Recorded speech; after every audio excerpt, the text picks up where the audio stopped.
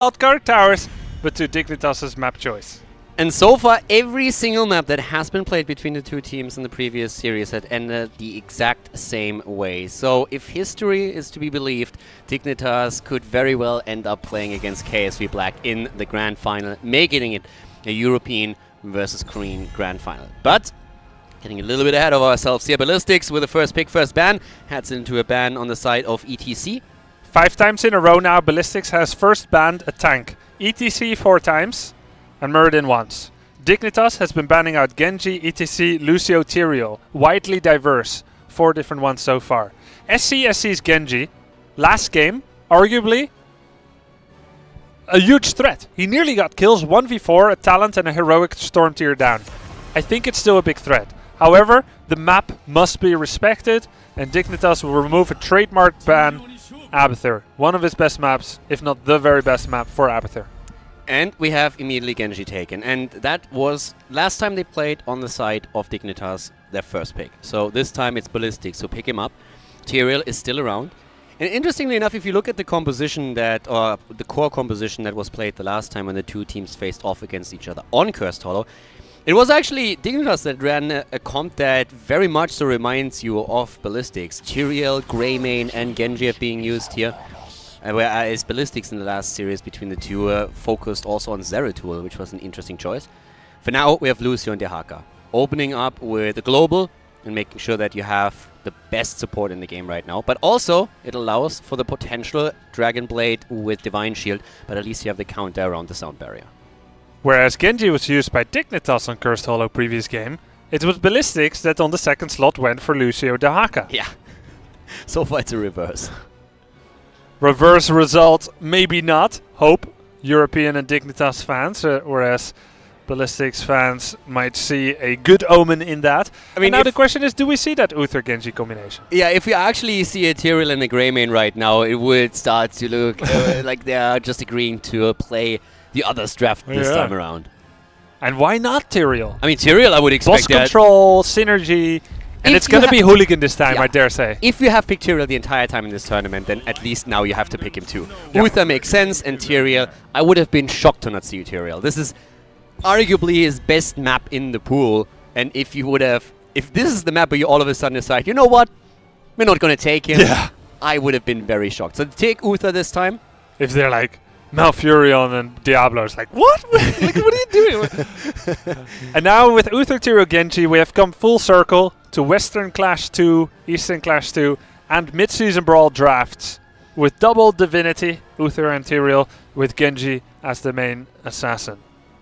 A very trademark draft here that Dignitas will need to try to deconstruct. Dignitas definitely has the momentum going for them. If you win 2 games and force the 5th after you're already 2 maps down, that is extremely impressive and gives you a confidence boost for sure. But the draft for Ballistics is very much down their comfort zone. Again, they have a Sion Genji, had massive impact on all the games where he played the hero. He gets the support from Uther. They have Tyrael, probably going to be played by Hooligan again. But they get denied Li Ming. So the double reset composition that KSV Black loves to play, that Ballistics also play quite a lot, gets denied to them.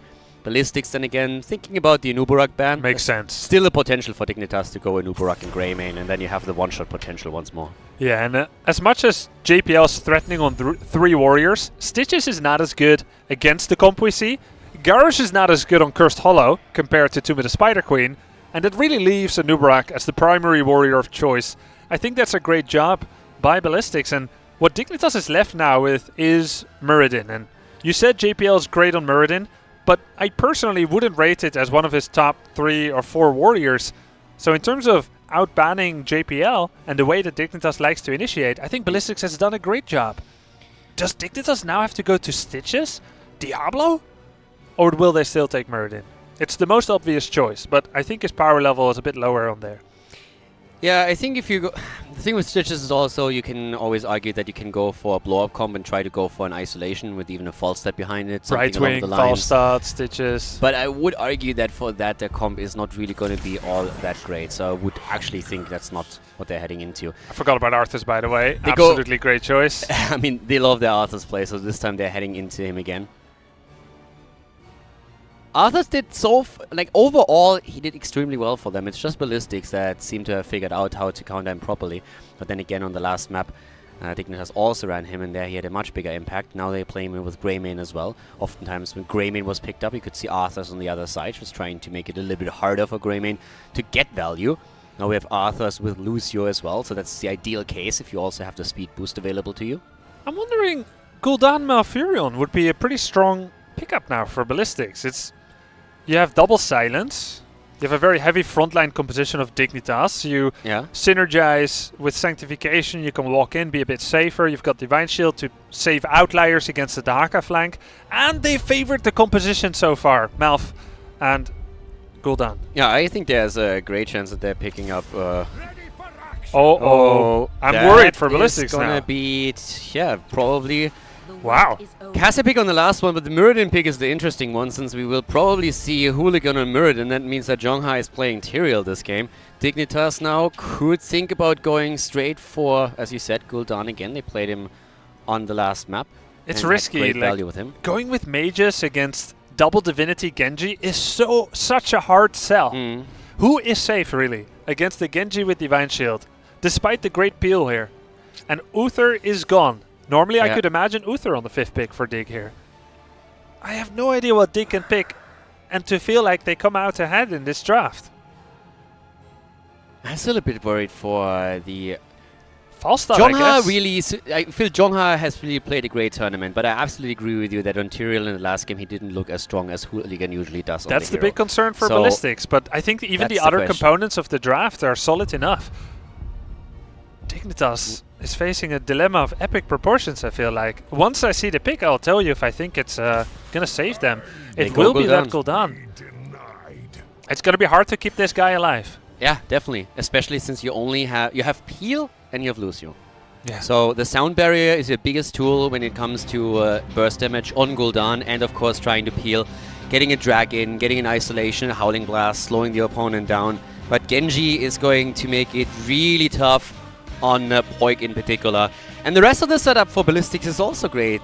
If Tyrael is played properly, the isolation alone after 16 is amazing, thanks to Holy Ground. Sanctification is going to do its job.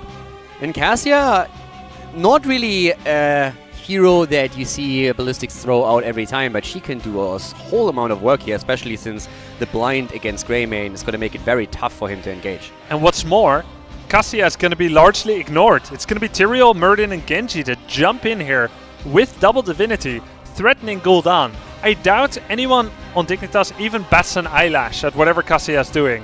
So she's going to do a lot of damage. She can even go for Valkyrie to do a little bit more disruption, or just the regular old ball lightning. Dignitas' challenge will be keeping Gul'dan alive, and to have Greymane be effective really in any way.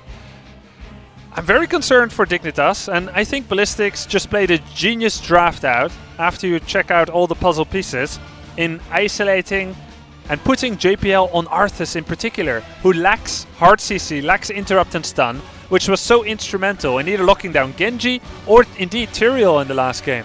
Dignitas doesn't look too happy. I mean, I don't want to say that they're looking worried or anything, but they're definitely a bit concerned about this. So they know that this is not a draft victory for them. If anything, they got driven into a corner. Yeah, at best it's even. At the very best, I would say, and I would say it's far below that. Yeah, no, I agree. You can, especially Snitches usually after every single draft pretty cheery and is like, okay boys, we got this, and right now he looked at least thoughtful. And how did it get to this point? Dignitas needed to ban out Abathur, they felt like, because they didn't have first pick. And Ballistics controlled every other part of that. Once Genji came out, Lucio was a necessary response in order to clinch the top support. Arguably, you could say maybe Uther instead, but it's difficult to take Uther that early. And I honestly feel for Ballistics, someone like SC has to step up now. Not in the game, but actually with the experience that he has as a pro gamer, not only in Heroes, but also before in StarCraft, that he just goes in and says like, guys, we still got this. Yes, we just lost 2. We're again on the 5th map. We have a good draft. We have comfort picks for ourselves. We can still turn this around. So just get the former games out of your mind and focus on this one, and then we can still win it here. Such an important mindset to have, to live in the moment, to live in the now. Think neither of future comments about your games, nor past disappointments or critique or results or any of the flow of the series. Live fully in the now. This map, this draft. Both teams have this challenge before themselves. SD on Cassia. SC is playing Genji. We have Jongha on Tyrael, Hooligan on Muradin, and Magi on Uther this time.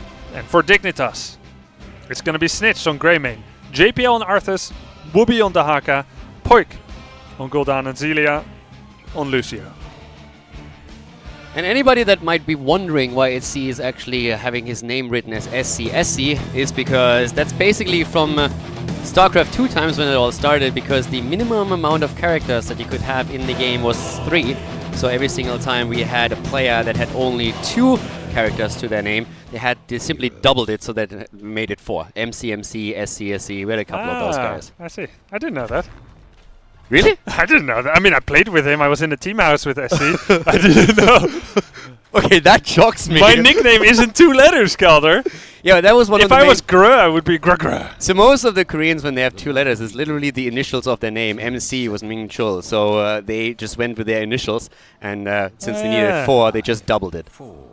TIL. Cassia with the Q build does significant damage, 400 to 600 damage, and it's a lot of fun to play. Yeah, very satisfying. Ballistics makes a move up, controlling the jungle, controlling rotations. Hooligan anchoring for his team. Tyrael and Genji are thinking about attacking top. Look at Hooligan. Look at his level 1. Wow! Third win! Third win against Gul'dan and against Greymane. He goes for third win this time. No extra damage. We've been talking about the difference between the Korean talents and the European or also the North American talent choices on a couple of heroes for a long time throughout this tournament. And one of the biggest differences on the front lines was that especially the Koreans love to go into the perfect storm and stack that extra damage on the storm bolt, whereas basically, with very few exceptions, all of the Western players go for third wind to be able to jump out of a fight, wait a few seconds, and then engage again and be valuable to the team. I feel like in the first and second game, Dignitas had chances to do exactly what they just did. Attack towers, but they were playing scared. They have been doing it all tournament, and in game 1 and 2 they were too intimidated by rotations or too unsure to do it. Now, they're back to their old devices. As much as Kaldor and I think that maybe the draft doesn't favor them, fortune favors the bold, and they are looking much bolder and more beautiful than they did in game 1 and 2. Yeah, fortune favors the bold. A motto that I've been living my whole life after. That took you a moment.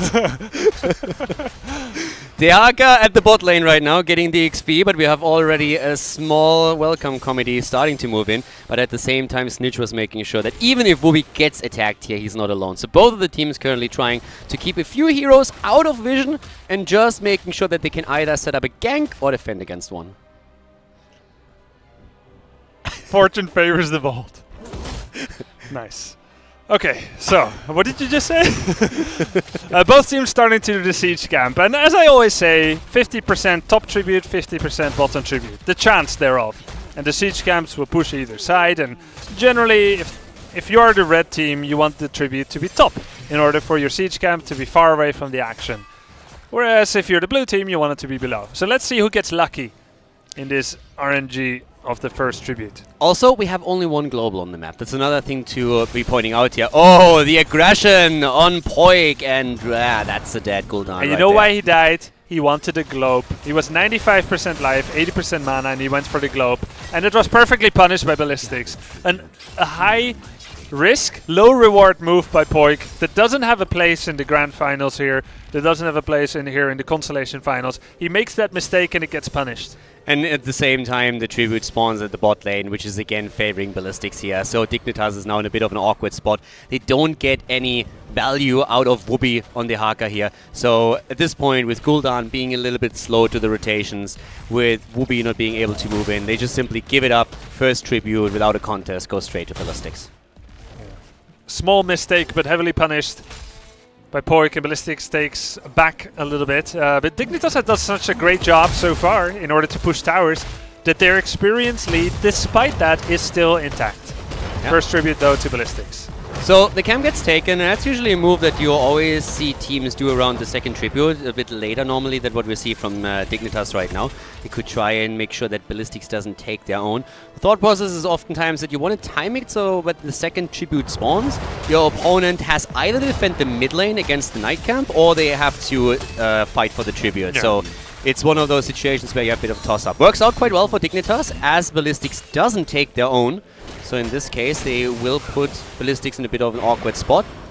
But Ballistics seems to be completely willing to fight over the tribute here. They have only Cassia currently in the mid lane defending against the camp. Awkward position for Zelia. Is he going to scoot all the way around the other side? Yes, he is. Doesn't want to get caught. Poik. And again, Poik. They go in for him. And they confirm the kill against Gul'dan as C jumps out.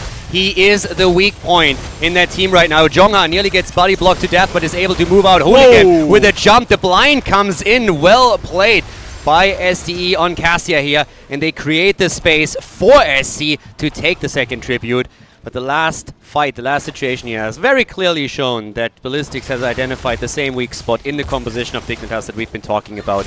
The survivability of Gul'dan. Can Dignitas keep him alive? Yes or no? And so far, he has died twice. Yeah, and while it was a mistake of him personally in the first case, in this particular case, it was more of a compositional thing, like you're saying, that he has a big target on his head. They're going for JPL in the mid lane now. And he does have Icebound Fortitude potentially to save himself. He gets away, uses it now. Another thing we can see is the value of Cassia. Inner light at 4, and every time she gets rooted or stunned, every 6 seconds or so, big blind coming out. That blind is bigger also due to the passive effect of that talent. And it's been working out so great to reduce the damage of Dignitas. It makes it really tricky for Dignitas to engage properly. Yeah, and the real reason that Gul'dan is picked, despite his obvious weaknesses here, is because his damage type and his heroic are absolutely crucial to peel apart the composition of Ballistics. Horrify and spell damage are a key.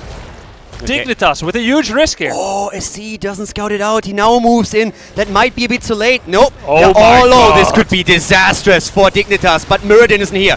It's a 5 versus 4. Are they going to take the fight? They're starting to move in for it. They want Snitch. They're going for him. Snitch is low, but he's not down yet. There comes Cassia. The Can't boss! confirm the kill. Boss is taken. By Dignitas. Slams in the kill against Uther and Tyrael. Lucio dies as well, but Ballistics... JPL! Oh my god! SC loses all of his hit points here against Gul'dan, but Arthur's now dies too. Oh my god! The kill... unbelievable. What a fight here. A 4 versus 3 trade-in heroes, but Dignitas at least walks away with the boss. There were so many things happening here. First of all, Snitch barely got out. Cassia actually starts to chase him down, gets the last hit in, but Snitch barely survives with any hit points left. Could turn it around afterwards, but also that Dignitas with Lucio on the boob was able to get the boss in the first place was impressive. Very incredible there. And with the boss double slam there, a lot of extra damage gets done to Ballistics. Look at this. JPL barely surviving there, but the pings were made. Hooligan moves in for the kill, and then SDE and Genji popping off. Note that the tribute was delayed on purpose by Ballistics while they dealt with the boss and got the heroes back in position to make benefit of the curse. And to be absolutely honest, as bad as that was for Dignitas, them losing 4 heroes here and losing the tribute, this could have been way worse. If they don't steal the boss at the moment they do, it's game over. They will lose everybody. Yep. That boss did so much damage against 2 heroes that Ballistics lost a couple of players in that particular fight, and that allowed Dignitas at least a nearly even trade. Meantime, Poik gets called out at the mid fort with the illusion of safety, being inside of his own fort, but not having that defense of those structures allows Ballistics to move in and once more pick on Poik. Here go the 4, the first one in the mid lane taken out. And it was a nice split by Ballistics onto the lanes as well.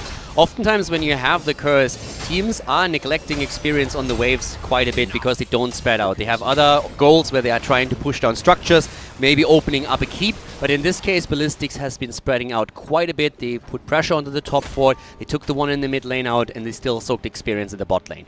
Currently, roughly, not quite 11 ahead. Both of the teams with heroic abilities. And the boss is available bottom left. Yeah. This threatens a fort and a keep wall. Keep in mind though, tributes have been reset. Ballistics starts this with the expectation that in due time they will get level 13 and Dignitas cannot contest. But also keep in mind the Dahaka effect. Whoopi on Dahaka is a monster. And on this map, Dahaka continues to even out and smooth out disadvantages by the experience that he gets. Dignitas gives up the boss willingly, knowing that they'll have level 13 by the time the boss reaches the 4th halfway point. And also, of course, very well aware of the huge problem that Sanctification poses to them. Especially with the Ball of Lightning on the side of Cassia also being a fantastic tool on a closed-up area. The biggest tool that Dignitas has in a fight like this is actually Horrify, which can still help them to claim a boss in such a situation. But now, the push continues. Ballistics is level 13, they have the boss at the bot lane.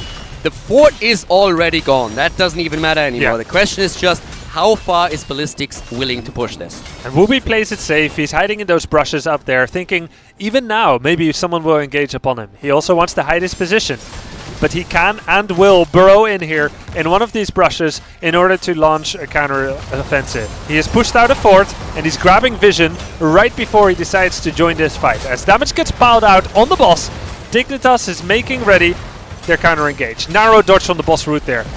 Ballistics wants the wall, and they get it, most of it at least.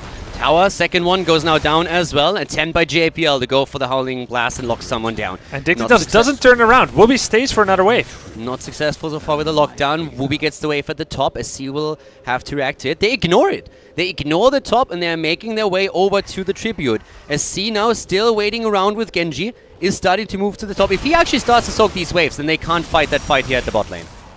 Wooby has come in. Big fight about to break down. This could be very impactful. If Dignitas loses it, they will lose a keep. Hoik, super defensive in the back lane now. He has to stay safe here. And especially SC is going to look for him. They've been picking him out every single time, and at this point Dignitas needs to somehow keep him safe. Already, the jumping, trying to get a kill here against Snitch. Here comes the Horrify. Can they capitalize on it? Not enough at this point, but at least SC has used a lot of damage. In comes the Sanctification. Jonga uses it, but they are starting to fall incredibly low here, especially Hooligan. They gets interrupt upon. The Divine Shield saves him for now. The interrupt on the Dwarf Toss of Hooligan forced the Divine Shield, and they get the kill. Wooby with the Drag Tongue, first victim in this here fight, as Ballistics does maintain experience advantage, but Dignitas get the first tribute of the game. And what's more important than a kill on a hero is what you can get out of it. Pushing onwards here with a 5 versus 4 is what Dignitas really wants in order to get another fort. Magi gets a quick stun in. They're trying to defend the fort for now. We have Tyrael on the way back now. He moved back also another couple of seconds, and then Muradin will be able to join.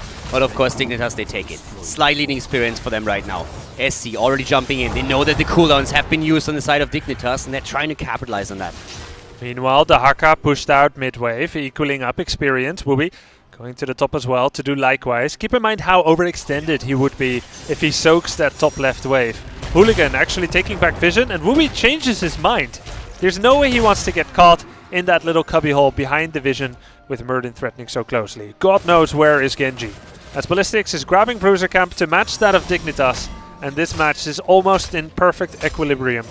Super even once again. Here's Hooligan. The drag connects, and once again, Jonga actually gets taken out. Nice tip though from Tyrael: if you do die, make sure you soak a wave rather than meaningless hero damage. Could not come at a worse time though. Great job by Dignitas getting the kill on Tyrael. And they didn't have to use Horrify for it. I'm really shocked by this actually. And now Dignitas can do and threaten a boss without the presence of Holy Ground and Sanctification. This is actually insane how much Dignitas gets out of this single kill. As Jonga once again dies on Tyrael at a most inopportune time. It was perfectly coordinated from Dignitas. The Howling Blast hits first and doesn't allow him to jump properly, and then we have the Haka with a tongue right away. No big cooldown has been used here. The top fort is already gone, which means immediately that we have Ballistics attempting to defend here. 2 tributes for Dignitas now. A third one would mean Curse, so Ballistics will have to fight over the next one, and we are going to have a pretty big battle at 16 talents. There's of course a huge power spike for both teams, but it especially allows now the double stun on Muradin, Holy Ground for Tyrael, and those tools alone should have a huge impact here. Yeah, and that's the first time we're going to see that part of Tyrael in a map like this, Holy Ground. I'd like you guys to think about the value of that boss. They get the boss, denying it potentially to Ballistics. As we hold that thought, as there could be a fight here. They're jumping in. They see the Haka at the bot lane. They want to try and see if they can get some extra damage at the start. Hooligan is trying to zone off the Tribute. And since Dignitas takes the position first, we have a bit of an awkward spot here all of a sudden for Ballistics. They jump over just to make sure they can actually delay it and make sure that Dignitas doesn't pick it up. Fight is about to start here. Here comes the first blind on the side of Cassia. SC is waiting in the shadows, trying to see if he can get a clean cut against Gul'dan. Holy Ground is a big threat here, but so is Horrify. Poik made a big impact in their last fight with the 2 to 3 man Horrify. Avatar's used? When did he use it? Wow. Just now. Dignitas does not have to take this, by the way. They can let this one go. If they feel that they don't have the position, they could let it go. Would be the first one. Siege Shine Camp at the top is going to get the fort eventually and gives value to Ballistic as they are trying to get the Tribute here. Cassia completes the quest. More damage on her Poke now. Yeah, gets 2 charges of that as well, as the Tribute is gained by Ballistics. A double win for them, as another Holy Ground comes out and sections of Arthas. He turns on Army of the Dead immediately, and that's a big cooldown. That's a win for Ballistics. They would like to not fight now. Nice cleanse on Cassia. Zhongha again zoning them off in the choke point. Big cooldown exchange here. Both tanks use their cooldowns. Outside of that, not really too much happening. But a boss commitment by Ballistics immediately. And why not? They have Holy Ground and Sanct. They are asking Dignitas to fight them over this. Yeah, they're going in for it. Okay, first Howling Blast comes down. Dignitas sees it now. Half HP on the boss. Whoopi walks in, gets isolated, but Zhongha is also in a bit of trouble. Here comes the Horrify. The cleanse on Zhongha. They have a big ult still available. He needs to use the Sanct here. Gets the Divine Shield. They're going for it, and Arthas is low. The Sound Barrier hits. Dignitas is moving in. They want to get the kill. JPL is low, but he moves out. He's not down yet. Whoopi also low in HP, but able to escape for now as well. Ballistics trying to chase them down here. The boss not least. SC is low. The Tongue connects. Hooligan! Dying. Hooligan jumps out. How did no one die in that fight? There's so many insane things that happen in that fight. The boss gets leashed. Dignitas has positive position on the Tribute. The Lucio Soundwave barely did not interrupt Hooligan's jump out. Had that happened, Hooligan would have been dead. Horrify kind of whiffed there. Tyrael actually interrupted his own Sanct, I think, with his own Holy Ground teleportation. Drag Tongue on Zhongha! Zhongha! He cannot jump in now. He cannot Holy Ground, can he? Yeah, he will. He will. It's safe right now. Oh my god, Poik! Poik is completely isolated, and that's going to be the demise of him. He goes down, and they want more. They want more. They missed the Stormbolt, though. Dignitas needs to do a full escape here. They can afford to give up this Tribute, but now it means that Ballistics will get the bottom boss, which will threaten the keep. Yeah. How does Dignitas stop this, I ask you? And that game is so insane. And at the bottom keep, they already opened the towers up with the earlier boss. So that's the keep down. Exactly, the keep is going to fall if they get the boss here. But that last fight, the only thing about SC not being down to 10% HP in that last battle, he just completely annihilates Dignitas. They were all so low on both sides. If SC gets resets there, he was thinking about it. You could tell. He was so low and he's like, hey, if I can just get the kill with a Swift Strike, I might be able to clean this up. And then they barely save Hooligan as he jumps out of Mirrodin. But here's the boss. And that has to be, as you said, that has to be the first keep of the game. Dig overdoing it. Overdoing the siege camp. Oh, almost overdoing it. That was actually insane. Pitch perfect timing by Snitch and Dignitas to capture the siege camp to defend the boss. This is a popular play by teams to stop boss damage. And Ballistics does the right thing as well. They go to kill that siege camp, recognizing it will be a defensive tool. They're going to make a keep call. SC is staying at the Tribute. Oh, this is curse and keep for Ballistics. Guaranteed. Dignitas on their last ditch effort here to defend. Dignitas could try to engage now. They could try, and they do. They see him. They go in. Horrify has been used, but the cleanse is out as well. Here comes Zhongha. The curse has hit already. Nobody on the side of Ballistics has died just yet. But the 4-man Howling Blast by Dignitas. The play on the side of JPL. Divine Shield comes out. Boss is about to fall, and now SC is back to business. They're starting to move in, and Horrify has been used already. And Sound Barrier too, in a completely dead moment of the game. Dragon Blade is still available, so is Ball Lightning. Ballistics has all their damage still, and the defensive tool for Dignitas is gone. SC moved in with the Dragon Blade. It's over now. Zhongha once again trying to isolate here, but Dignitas with the defense. Hooligan jumps out. The core has not taken damage. Only the shields have been scratched, and Ballistics moves away, and they don't get anything out of that curse. They push the lanes out. They get a lot of vision on the map and a lot of map control, but they don't get actual value. They don't take down additional keeps. They don't take down additional and towers. not even 1% on the core. And they push the waves out to Dignitas, so Dignitas will hit the level 20 faster. And they're trying to time the top boss around it. 5 seconds left on the boss. Dignitas positive vision. A small level 20 lead. Ballistics moves in. They want to buy enough time while soaking XP. Horrify. To get 8 seconds. 7 seconds. Dignitas needs to be careful. They need a few seconds. Ballistics! Jongha! Jongha goes down! Jongha dies, and that could be the end. Dignitas, they are trying to get more kills. They're moving in. They're going for the drag. They don't connect this. They go for him. Isolation, and down goes Uther. It's the double kill. 20 isn't there. The triple kill. Dignitas is taking them apart. 3 heroes down. The boss is up. They can go for keep. They want to go for Hooligan. He attempts to escape here.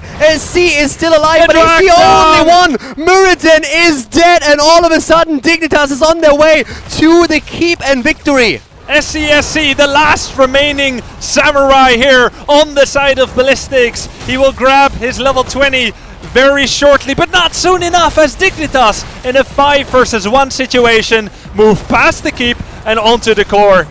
SC dives deep, but there's just no way. 10 seconds for Tyrael to come back, and Dignitas is on the core with 5. Genji is down, eliminated by Gul'dan. Ballistics is losing their core as Team Dignitas on the 5th map turns the game around, winning 3 maps in a row. Dignitas takes down Ballistic and advances to face KSV Black in the grand final of GCWC.